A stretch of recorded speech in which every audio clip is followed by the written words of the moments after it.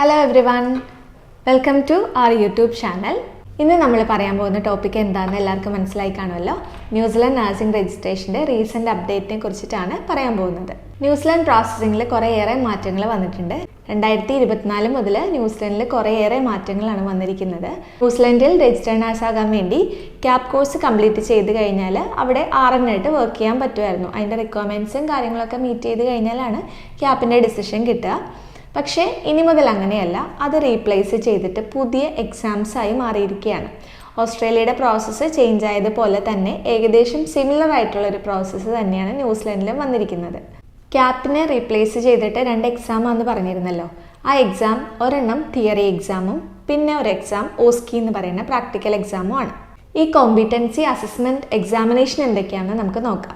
First എക്സാമിനേഷനാണ് IQN theory examination. Pearson വ്യൂവിലാണ് ഇതിൻ്റെ എക്സാം നടക്കുന്നത്. ഡിഫറെൻറ്റ് കൺട്രീസിൽ പിയേഴ്സൺ വ്യൂവിൻ്റെ എക്സാമിനേഷൻ സെൻറ്റർ ഉണ്ട്. എവിടെയൊക്കെയാണോ അവൈലബിൾ ആയിട്ടുള്ളത് അവിടെ നിന്നൊക്കെ നിങ്ങൾക്ക് ഈ ഓൺലൈൻ തിയറി എക്സാമിനേഷൻ അറ്റൻഡ് ചെയ്യാൻ സാധിക്കും. ഇന്ത്യയിൽ തന്നെ കുറേ സെൻറ്റേഴ്സ് അവൈലബിൾ ആണ്. ഏകദേശം 120 to 180 ക്വസ്റ്റ്യൻസ് ആണ് ഈ MCQ എക്സാമിനേഷനിൽ ഉണ്ടായിരിക്കുന്നത്. 3 hours ആണ് എക്സാമിനേഷൻ്റെ ഡ്യൂറേഷൻ വരുന്നത്. ഈ തിയറി എക്സാം 2 പാർട്ടായിട്ടാണ് നടക്കുന്നത്. Part A and part B. Part A എന്ന് പറയുന്നത് മെഡിക്കേഷൻ സേഫ്റ്റിയും പാർട്ട് B എന്ന് പറയുന്നത് നഴ്സിംഗ് നോളജും ആണ്. ഈ തിയറി എക്സാമിന് ടോട്ടൽ $140 ആണ് വരുന്നത്. ഈ 140 എന്ന് പറയുന്നത് സ്പ്ലിറ്റ് ചെയ്യുന്നുണ്ട്. ലൈക്ക് പാർട്ട് Aക്ക് $32 പാർട്ട് Bക്ക് $108. ഇങ്ങനെ 2 എക്സാം ഫീയും കൂടെ കൂട്ടിയിട്ടാണ് $140 വരുന്നത്. അപ്പോൾ തിയറി എക്സാം നിങ്ങൾ അറ്റൻഡ് ചെയ്യുമ്പോൾ $140 പേ ചെയ്യേണ്ടതുണ്ട്. Part A and part B ഒരുമിച്ചാണ് അറ്റൻഡ് ചെയ്യേണ്ടത്. പാർട്ട് A ആയ മെഡിക്കേഷൻ സേഫ്റ്റിക്ക് $38 പാർട്ട് B ആയ നഴ്സിംഗ് നോളജിന് $108 ആണ് പേ ചെയ്യേണ്ടി വരുന്നത്. എക്സാം അറ്റൻഡ് ചെയ്തിട്ട് ഏതെങ്കിലും ഒരു പാർട്ട് ഫെയിലായി കഴിഞ്ഞാൽ നിങ്ങൾക്ക് ആ ഒരു സിംഗിൾ പാർട്ട് മാത്രമായിട്ട് എഴുതിയെടുക്കാൻ പറ്റുന്നതാണ്. ഹോൾ എക്സാമിനേഷൻ ഒന്നുകൂടി അറ്റൻഡ് ചെയ്യേണ്ടതില്ല. ഫോർ എക്സാമ്പിൾ, നിങ്ങൾ തിയറി എക്സാം അറ്റൻഡ് ചെയ്ത് കഴിഞ്ഞിട്ട് പാർട്ട് B ആയ നഴ്സിംഗ് നോളജിന് നിങ്ങൾ ഫെയിലായാൽ ആ പാർട്ട് B മാത്രം എഴുതാവുന്നതാണ്. ആ പാർട്ട് Bയുടെ എക്സാമിനേഷൻ ഫീ എത്രയാണോ 108 ആണ് വരുന്നത്.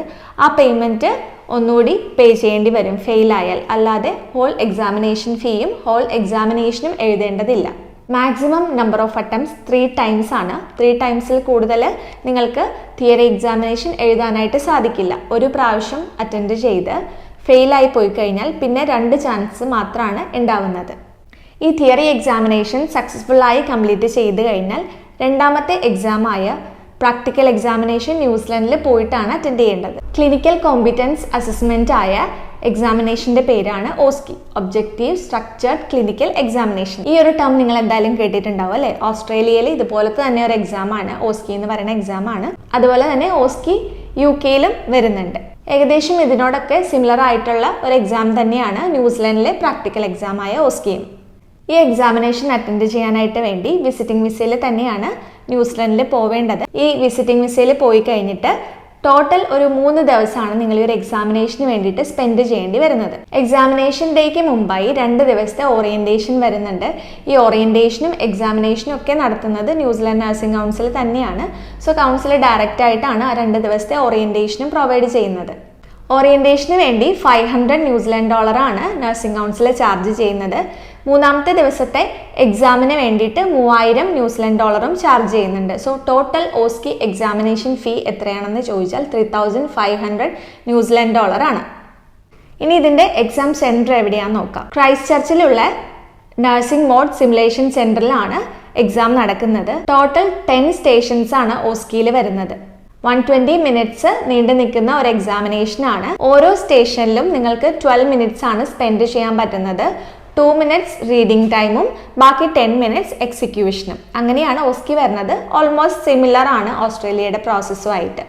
തിയറി എക്സാം പോലെ തന്നെ OSCEക്കും maximum number of attempts 3 times ഉള്ളൂ. 3 times കഴിഞ്ഞാൽ പിന്നെ നിങ്ങൾക്ക് OSCEയും എഴുതാനായിട്ട് സാധിക്കില്ല.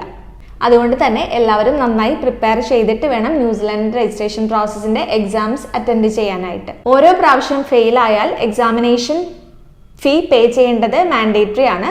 ഫെയിലായി കഴിഞ്ഞാൽ ഏത് എക്സാമിനാണോ നിങ്ങൾ ഫെയിലായത് അത് ഒന്നുകൂടെ പേ ചെയ്യേണ്ടി വരും. 2024 ജൂൺ മുതൽ തന്നെ ഈ പുതിയ പ്രോസസ്സ് ഇംപ്ലിമെന്റ് ചെയ്യും എന്നാണ് അറിയാൻ സാധിച്ചത്. തിയറി എക്സാമും ഓസ്കി എക്സാമും ഒക്കെ ജൂൺ മുതൽ സ്റ്റാർട്ട് ചെയ്യാനാണ് ചാൻസ്. ഇതാണ് എക്സാമിനേഷനെ കുറിച്ച് ഇതുവരെ വന്നിട്ടുള്ള അപ്ഡേറ്റ്. ഇനിയും കുറേ ഡീറ്റെയിൽസ് നമുക്ക് കിട്ടാനുണ്ട്. ഈ തിയറി എക്സാമിൻ്റെയും ഓസ്കിയുടെയും ഒന്നും ഹാൻഡ് ബുക്ക് ഇതുവരെ നഴ്സിംഗ് കൗൺസിൽ പബ്ലിഷ് ചെയ്തിട്ടില്ല. നമുക്കിനി അറിയാനുള്ള ഡീറ്റെയിൽസ് എന്ന് പറഞ്ഞാൽ ഈ ക്വസ്റ്റ്യൻസ് ഒക്കെ ഏത് ടൈപ്പ് ആയിരിക്കും, പിന്നെ എത്ര നാളിനുള്ളിൽ റിസൾട്ട് വരും, അങ്ങനെയുള്ള കാര്യങ്ങളൊന്നും പറഞ്ഞിട്ടില്ല. ഓസ്കിയുടെ ഡീറ്റെയിൽസും അതുപോലെ തന്നെയാണ്.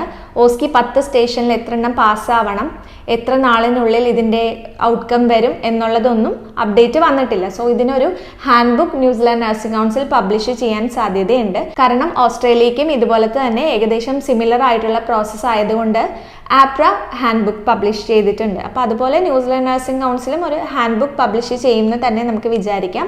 അതിനകത്ത് കംപ്ലീറ്റ് ഡീറ്റെയിൽസ് ഉണ്ടാവും. ഡെസ്മ ഇന്റർനാഷണൽ സപ്പോർട്ട് ചെയ്യുന്നത് New Zealand and Australian nursing registration പ്രോസസ്സിന് വേണ്ടിയിട്ടാണ്. സോ നിങ്ങൾക്ക് ആർക്കെങ്കിലും പ്രോസസ്സ് സ്റ്റാർട്ട് ചെയ്യാൻ താല്പര്യമുള്ള ആളുകൾക്ക് നമ്മളെ സ്ക്രീനിൽ കാണുന്ന നമ്പറിൽ വാട്സപ്പ് മെസ്സേജ് ചെയ്യാവുന്നതാണ്. വീഡിയോ ഇഷ്ടമായെങ്കിൽ എല്ലാവരും ചാനൽ സബ്സ്ക്രൈബ് ചെയ്യുക, ലൈക്ക് ചെയ്യുക. ഇത്രയും ടൈം വീഡിയോ കണ്ട എല്ലാവർക്കും താങ്ക് യു സോ മച്ച്. പുതിയൊരു വീഡിയോ ആയിട്ട് വരുന്നവരെ ബൈ.